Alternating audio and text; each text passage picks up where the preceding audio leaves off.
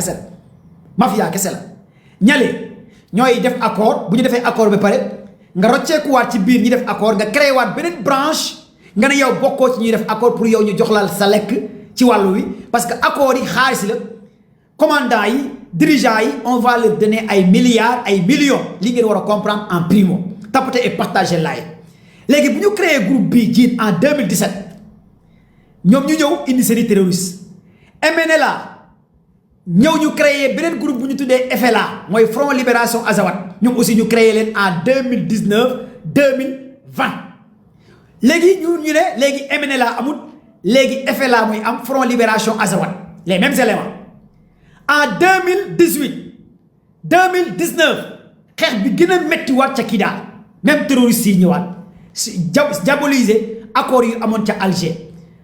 en 2018 et 19 mu am xeex bu métti ba gars yi récupérer territoire yu bëree bëri ci Kidal foofu nag armée français da doon jàppale jamono jooju li nga xamante ne mooy terroristes yi en 2018 2019 boobu armée français ñu ngi ca Kidal est-ce que vous m'entendez la famille parce que ba léegi gaa ngi signalé live bi te li may wax c'est très important parce que dama leen di indil un peu historique Mali problème bi lu ko indi pour ngeen comprendre que lan moo waral coup d'état bi Assimi Goïta def en l'an 2020 en l'an 2020 la Assimi Goïta def coup d'état bi ca Mali est-ce que vous êtes là avec moi si vous êtes là avec moi donnez des cadeaux des cœurs des fleurs parce que dama bëgg su ma paree live bi yéen ñëpp ngeen comprendre cas bi cas géopolitique cas géostratégie cas géoéconomique pour ngeen xam lan moo xew ak lépp li nga xamante ne am na ca Mali vous êtes là avec moi tapotez et partagez le live bi Assimi Goïta defee coup d'état bi jamono jooju 2020 la def coup d'état bi ak tey 6 ans 2021 mu nekk président transition pour ngeen comprendre bi Assimi Goïta defee coup d'état bi Ibrahima Boubacar Keïta parce que jamono jooju Assimi Goïta dafa nekkoon ci armée Mali doon dem sur le terrain di gis ne Kidal armée français dafa tere woon ñoom armée Mali dugg sa Kidal muy benn ñaareel bi Assimi Goïta ak équipe am gis ne France ñu ngi jël toutes les ressources su Mali di ko yóbbu ca France ñetteel bi mu gis ne les forces onusiennes yi nekkoon ca Mali liggéey bu ñu waroon def defuñ ko ñu gis ne français yi ñoo doon coopérer ak terroristes yi di leen jox information Assimi Goïta nag en tant que soldat doomu Mali xam ne lii bu naree continuer dina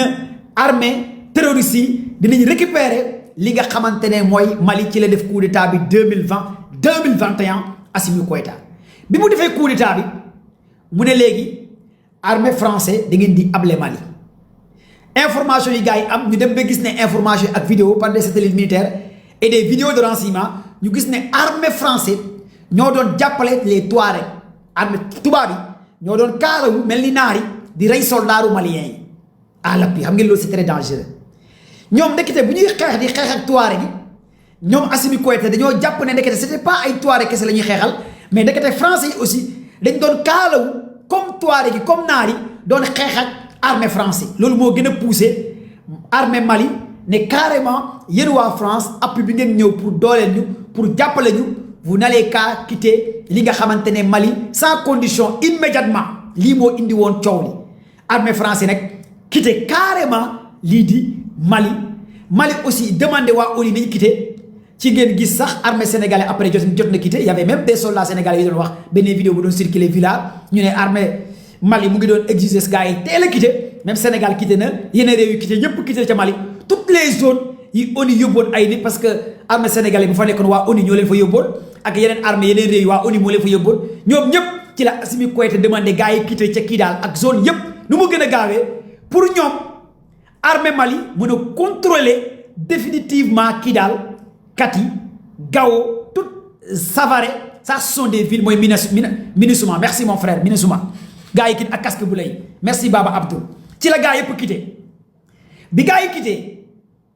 quitté gars yi li may wax dafa am solo et c'est hyper important li ma leen di wax yéen ñëpp yéen a ngi fàttaliku 2 ans ci ginnaaw Mali jëloon na ay image vidéo ay données d'information dem porter plainte li nga xamante ne mooy France ca ONU amul benn africain bu ci wax amul benn africain bu taxaw wax ci loolu rarement ngay gis ay chroniqueurs yi ciy wax lan moo taxoon Mali porte plainte France ca ONU ca conseil sécurité de l'ONU lan moo waral loolu mais parce que boobu Mali sous Assimi Goïta bu mu defee coup d'état bi par des biais d'informations yu bàyyi ko ca Russie et des satellites militaires et des vidéos de surveillance dañoo dem ba gis ne que ndekete armée français ñoo doon rey ay soldats maliens armée français ñoo doon jàppale les Touaregs ci information ci données ñoo doon kaalawu ci la gars yi am image yi am vidéo yi ci la gars yi rey ay quelques Touaregs bu ñu reyee Touareg yi ñu dindi seen kaala yi ñu xam ne ndekete ñii duñu ay naar ay tubaab lañ ay tubaab yu xonq ñoo doon kaalawu mais li naar yi taxaw di xeex ak soldats maliens yi ci la gars yi am image yóbbu ko ca conseil sécurité de l'ONU et c'est hyper important pour ngeen xam loolu ci la gars yi jël image yi yóbbu ko ci conseil sécurité de l'ONU ñu porter plainte li nga xamante ne mooy France mais plainte bi fan la yëpp ONU jël loolu yëpp information yu Mali indi yëpp dugal ko ci tiroir yi attewul jugewul lijjantiwul sax plainte bi nga xamante ne Mali porte na ko plainte la France ci conseil sécurité de l'ONU loolu c'est très important pour ngeen fàttali ko foog ngeen xam ne que Mali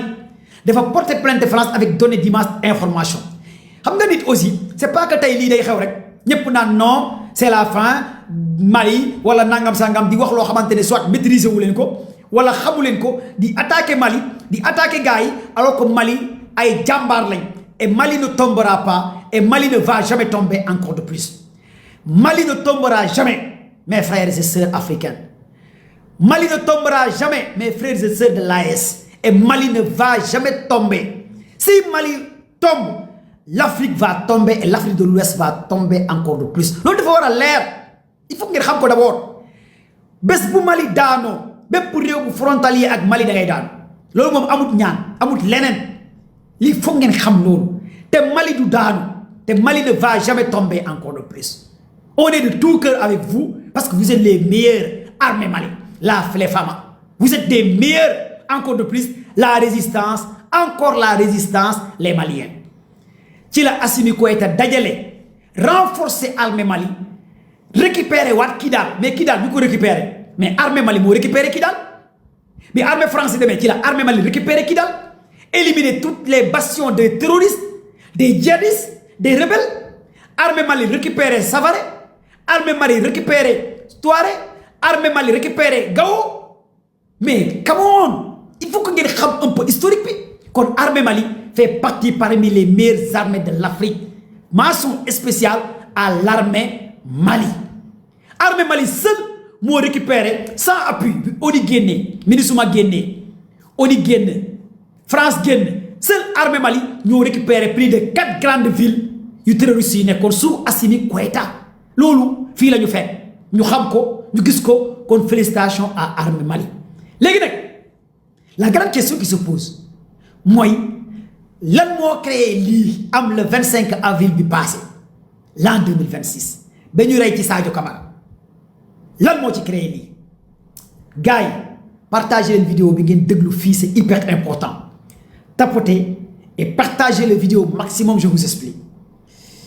lan moo indi le 25 avril bii ak li xew ak lan moo xew ginnaaw bi Mali dàqee ñëpp di coopérer avec Africa Corps avant Mali di coopérer Africa Corps les Wagner ñoo fa nekkoon avec Pigochi mi décédé les Wagner sont des armées privées russes Wagner du armée nationale russe il faut ngeen comprendre loolu un peu j'ai vu des lives des soi-disant chroniqueurs xaw ma journalistes ñu ne non armée russe moo fa dem nangam sangam armée russe demul Mali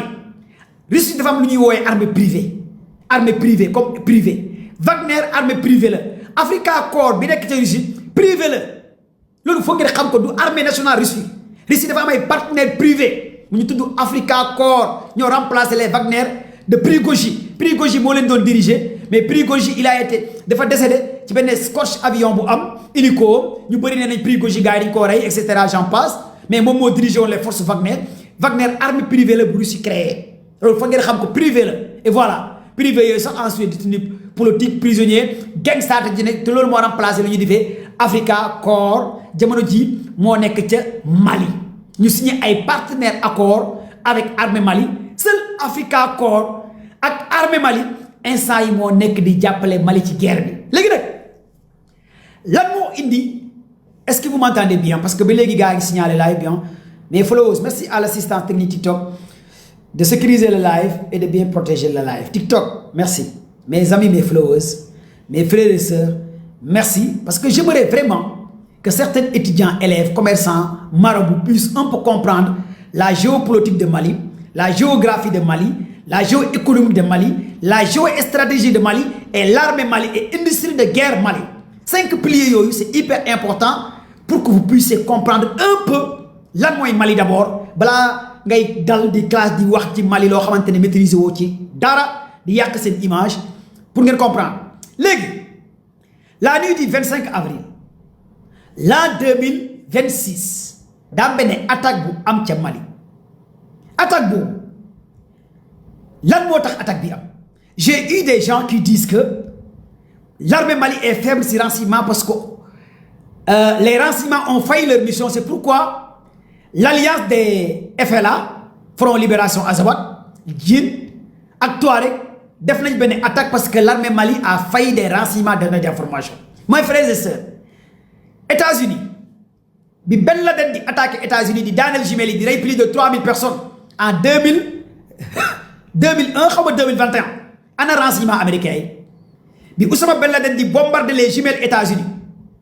Oussama Ben Laden bu muy wàccee États-Unis live da 11 septembre lan la woon gars yi je m'explique 11 septembre lan la woon